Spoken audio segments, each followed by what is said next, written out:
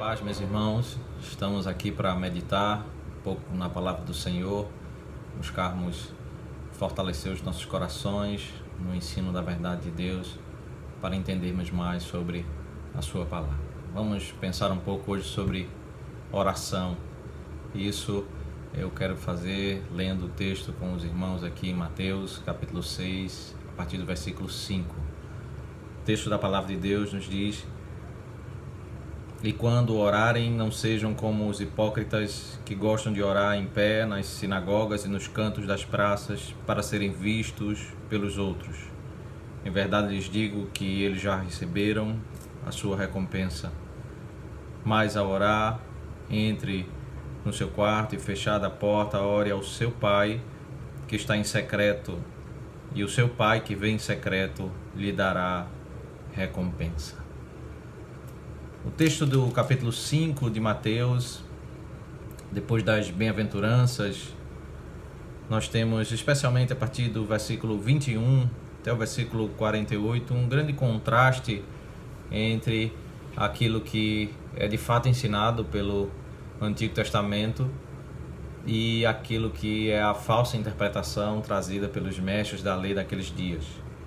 Cristo vai como que dando as explicações, trazendo o verdadeiro significado da lei do Antigo Testamento diante de várias corrupções e falsos ensinos que eram trazidos pelos fariseus, escribas daqueles dias.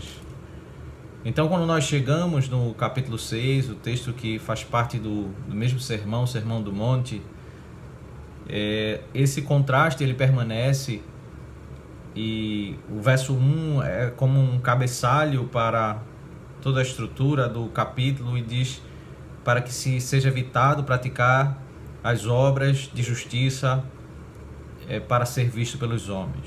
O verso 2 diz: quando pois você der esmola. O verso 5, quando orarem. E o verso 16, quando vocês jejuarem. São 3 sessões que vão falar sobre essa questão da ajuda aos outros, a oração e o jejum.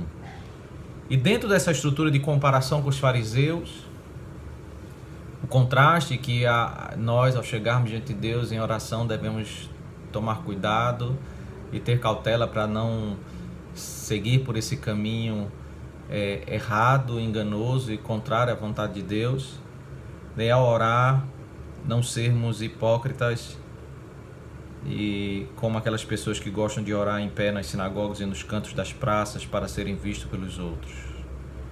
Eles tinham uma prática religiosa, a prática da oração, como que buscando a Deus, como que se importando com a vida espiritual, mas na realidade a hipocrisia aqui é vista porque eles estavam apenas tendo atos religiosos, mas a grande preocupação deles era o reconhecimento dos homens, ser reconhecido pelos homens.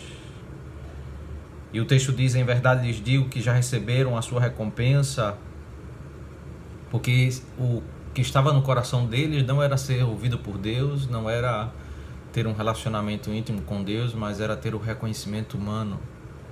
E é nesse sentido que o Senhor ele nos convoca a entrarmos no nosso quarto, fechada a porta, ore ao seu Pai que está em secreto, e o seu Pai que vem em secreto lhe dará a recompensa.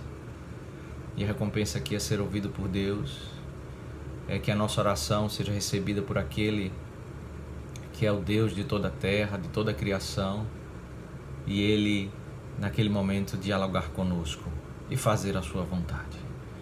A grande recompensa é podermos desfrutar de um tempo em que podemos ter comunhão com Ele, esse que é o Deus soberano que vem em secreto, onipresente, onisciente, e que pode dialogar conosco.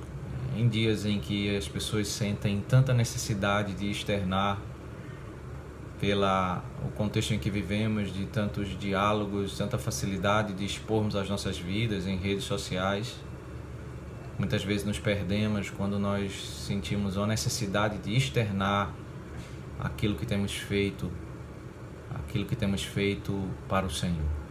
Precisamos reexaminar os nossos corações para saber se realmente a nossa motivação é fazer a vontade de Deus, é buscar glorificar o nome do Senhor, ou se é simplesmente sermos reconhecidos pelas pessoas que nos veem, como que aqueles fariseus que ficavam em pé nas sinagogas, nós muitas vezes ficamos em pé diante das pessoas nas redes sociais.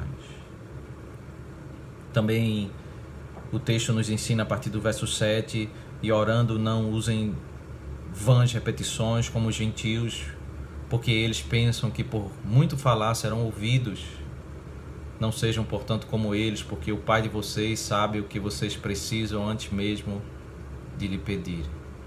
Se nós não devemos ter um comportamento semelhante aos fariseus hipócritas, também não devemos ter um comportamento semelhante aos ímpios, aos gentios, quando eles se aproximam, usam a oração como instrumento para viver a religião deles.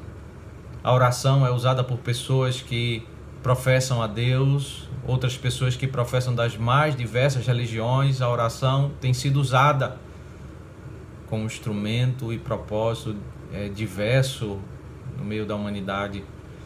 Os homens ímpios, gentios, aqui tratados pelo texto, eles usam a oração assim como Balaão usou para, na muita insistência, ter o entendimento de que eles seriam ouvidos, que eles conseguiriam convencer a Deus. Mas, meus irmãos, nós precisamos usar a oração e reconhecer que Deus é soberano, Ele que sonda os nossos corações, Ele que recebe as nossas orações e faz aquilo que é a sua vontade. Nos derramamos diante de Deus, nos submetemos à sua soberania, Ele que sabe as nossas necessidades, Ele que é o soberano sobre os seus decretos, Ele que vai agir conforme a sua vontade. Nós nos colocamos diante dele, reconhecendo a sua soberania, e isso é um instrumento para acalmar os nossos corações quando nós nos derramamos e confiamos naquele a quem nós estamos entregando as nossas orações. Não devemos usar as orações como os homens que não confiam no Deus soberano, como se nós pudéssemos manipular o Senhor. É verdade que nós cremos em um Deus que ouve e por meio das orações Ele derrama sua graça e sua misericórdia. E é nessa confiança que nós devemos buscarmos ao Senhor, mas jamais nos apartando do conceito de que Deus é o soberano que vai determinar tudo aquilo que é o seu querer sobre nossas vidas. Se as nossas orações serão respondidas com sim ou se serão respondidas com não. Mas o Senhor fará a sua vontade, porque nós oramos a um Deus soberano. Que o Senhor Deus nos abençoe, que sejamos encorajados a orar corretamente ao Senhor e no Senhor descansarmos e encontrarmos consolo para a nossa alma. Que o Senhor Deus nos abençoe. Oremos ao Senhor. Senhor nosso Deus, levanta o teu povo, ó Deus, a orarmos, a nos prostrarmos diante do Senhor, diante da tua presença, quebrantarmos os nossos corações em súplicas, nos colocarmos diante de ti, ó Deus, confiando na tua soberania e esperando a tua graça sobre nossas vidas. Isso que nós te oramos em nome de Cristo. Amém.